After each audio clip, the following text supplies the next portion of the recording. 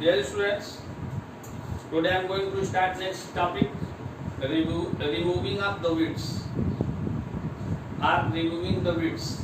Weed means the unwanted plants which grow along with the cultivated crop are called weeds.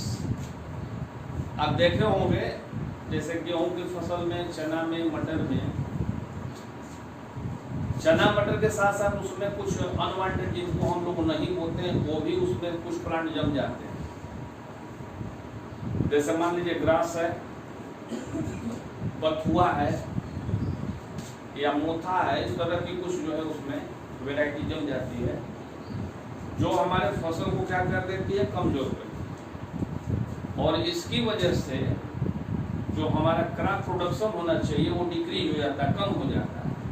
ऐसा क्यों होता है? क्योंकि जो फर्टिलाइजर, वाटर या न्यूट्रिएंट्स हम लोग सप्लाई करते हैं प्लांट्स के लिए, ये वीड्स भी उसको क्या करते हैं, कंज्यूम करते हैं। और कंज्यूम करने की वजह से जो हमारे क्रॉप को मिलना चाहिए क्वांटिटी, उस क्वांटिटी जो होती है हाफ या थर्ड मिलता है, हमारे क्रॉप को 1/3 मिलता है। इसकी वजह से ये तो स्ट्रांग होते चले जाते हैं और हमारी क्रॉप जो है इसकी ग्रोथ कम होती चली जाती है। सो इनको हमको क्या करना पड़ता है, रिमूव करना पड़ता है, निकालना पड़ता है। The unwanted plants which grow along with the cultivated crop are called weeds. The growth of weeds in the field is harmful because they consume a lot of fertilizers, water, sunlight and space meant for the crop plants and reduce the crop yield. जो मिलना चाहिए हमारे plant को, जो nutrients मिलना चाहिए उसको क्या करते हैं कि ये कंज्यूम कर लेते हैं। साथ साथ स्पेस भी कम हो जाता है। स्पेस कम होने की वजह से जो ग्रोथ होना चाहिए हमारे प्लांट में वो ग्रोथ नहीं हो पाता है।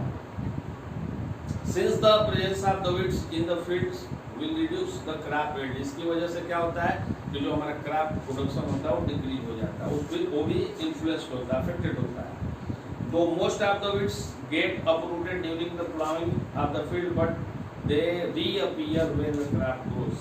जब हम लोग प्लॉइंग करते हैं तो उस समय कुछ ग्रास है या इस तरह के जो अनवांटेड प्लांट होते हैं वो तो निकल जाते हैं, उखड़ जाते हैं, अपरूट हो जाते हैं। लेकिन फिर जैसे ही उसमें वाटरिंग वगैरह किया जाता है फिर ये क्या हो जाते हैं, रीअपीयर हो जाते हैं, पुनः जम जाते हैं। The types of weeds vary from field to field and time to time also.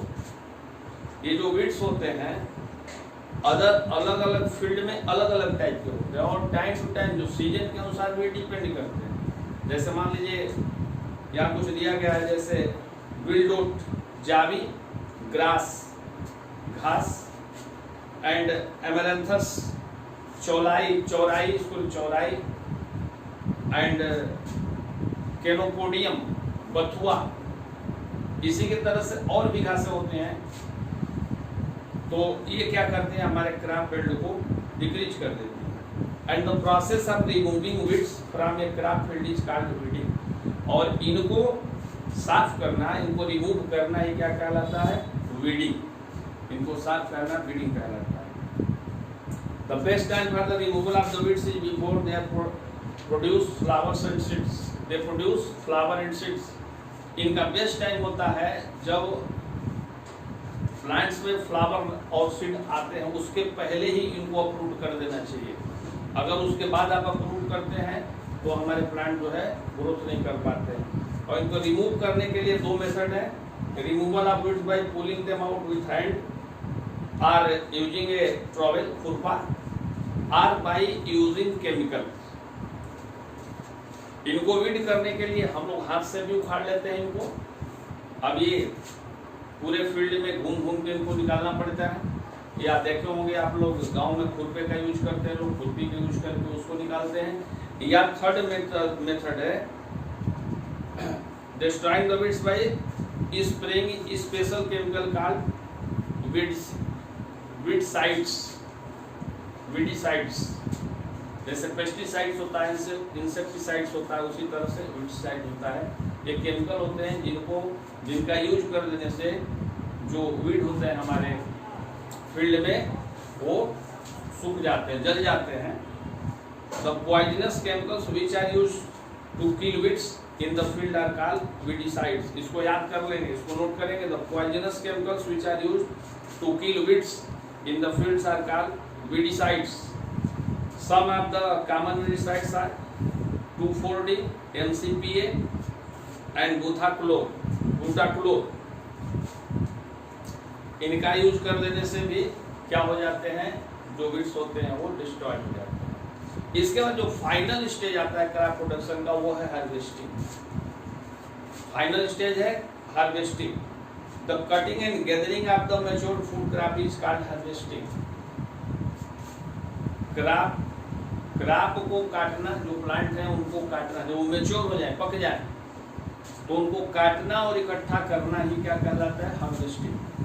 The cutting and gathering of the matured food crop is called harvesting. इसको काटना और इकट्ठा करना क्या कहलाता है, हार्वेस्टिंग कहलाता है। The process of beating out the grains from the harvested crop plant is called threshing. और जब हम प्लांट्स को काट लेते हैं, उनका गट्ठर बना लेते हैं, इसके बाद उसको हम लोग थ्रेशिंग करते हैं। आप लोग देखे होंगे थ्रेशिंग, थ्रेशर का यूज करके हम लोग क्या करते हैं, प्लांट से उसके ग्रेन को अलग कर लेते हैं। A motorized machine called thresher is also used for threshing process. The process of separating grain from chaff and hay with the help of wind is called winnowing.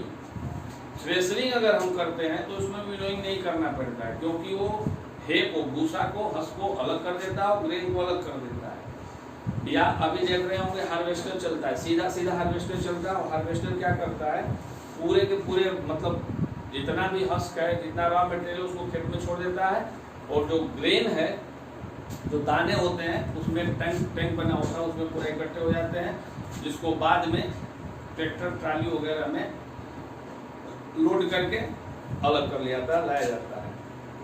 These days combines are being used in the large farms of harvesting related operation. A combine is a huge machine which cuts the standing cereal crops in the fields. Threshers it and separate the chaff from grain in one operation.